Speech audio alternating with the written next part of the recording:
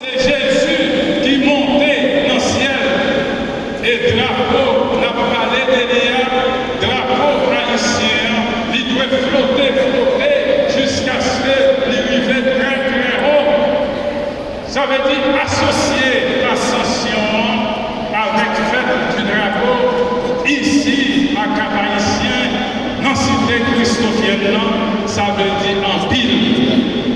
Parce que Christophe, gouvernement là, te travaille pour fierté haïtienne, pour fierté pays d'Haïti.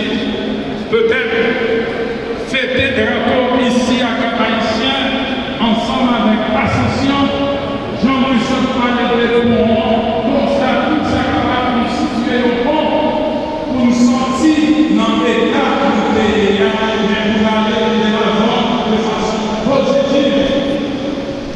Eh bien, c'est pour demander au Seigneur de nous envoyer son esprit pour renouveler Haïti.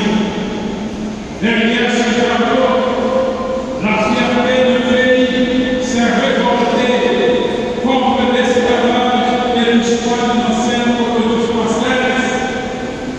Nous, chaque cas, nous devons songer sa blonde et qu'on fait en bas porte et songer tout qui ça sans cette blonde et révolter malgré ça nous appelé, nous crier en avant, liberté pour la mort. Cette cérémonie nous rappelle notre engagement de fédérer les efforts pour donner des réponses appropriées aux besoins et aux attentes de la population affectée par les catastrophes de toutes sortes. Grand groupe, insécurité, corruption, impunité, kidnapping, viol, vol, la vie chère, misère, insalubrité, la paresse, ça veut dire tout mal, c'est nous-mêmes qui vivons. Personne d'entre nous n'ignore en effet que la situation humanitaire de notre pays s'est dégradée depuis des lurets. À la suite du mouvement terroriste des grandes armées, le gouvernement ne trouve jusqu'à présent aucune formule efficace dans la poursuite de toutes les forces négatives qui perdurent la quiétude de la population et occasionnent des déplacements massifs des citoyens. Je souhaite que nous avons tous à cœur les conditions inhumaines dans lesquelles vivent les victimes et personnes affectées par les mouvements des malfrats de tout genre. Cela concerne chacun de nous, mais en premier lieu, les membres du gouvernement. Ce 18 mai 2023 doit nous mobiliser pour que nous bâtions, pour que les filles et les fils du pays marchent ensemble. Comme l'on dit souvent, l'union fait la force. Pour que nous véquions toutes les difficultés qui empêchent le pays d'avancer. Nous le savons tous déjà, c'est lorsque nous sommes unis que nous nous mettons ensemble, que nous avons la force de combattre et la force de gagner. Pour répéter Martin Luther King, nous devons apprendre à vivre ensemble comme des frères et sœurs, sinon nous allons mourir tous comme des idiots. Ce qui doit nous animer aujourd'hui, c'est l'affirmation du désir de construire une nation où la population est unie pour le profond sentiment de solidarité et du vouloir vivre ensemble.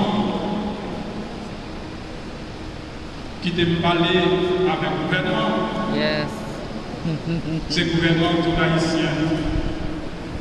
Une seule petite phrase m'a dit et me souhaiter tout le monde qui est dans le gouvernement. De 1804 à aujourd'hui, à côté ma palais, pourquoi jamais un gouvernement qui passait en Haïti, qui fait un bagage pour tout Haïtien joyeux. Je ne vais pas dire qu'on a menti, mais si ce n'est pas vrai, ce n'est pas vrai. Pourquoi jamais un gouvernement de 1804 à aujourd'hui, à côté de la palais, qui fait un bagage pour tout Haïtien joyeux. Et pourtant, Haïtien, c'est pour nous tous. Drapeau, nous célébré, c'est pour nous tous. Est-ce qu'il y a santé, est-ce qu'il y a éducation, est-ce qu'il y a de l'eau, est-ce qu'il y a un monde, est-ce qu'il y a des manger pour tout le monde, est-ce qu'il y a de l'électricité pour tout le monde? Répondez-moi, est-ce qu'il y a pour tout le monde? Qui s'active tout le monde en Haïti? Qui s'active? Insécurité. Rien. Insécurité. Sinon, on a dit, peut-être insécurité, insécurité, tout le monde vient. Yeah. Yeah. Alors, voilà pourquoi je le répète aujourd'hui avec force.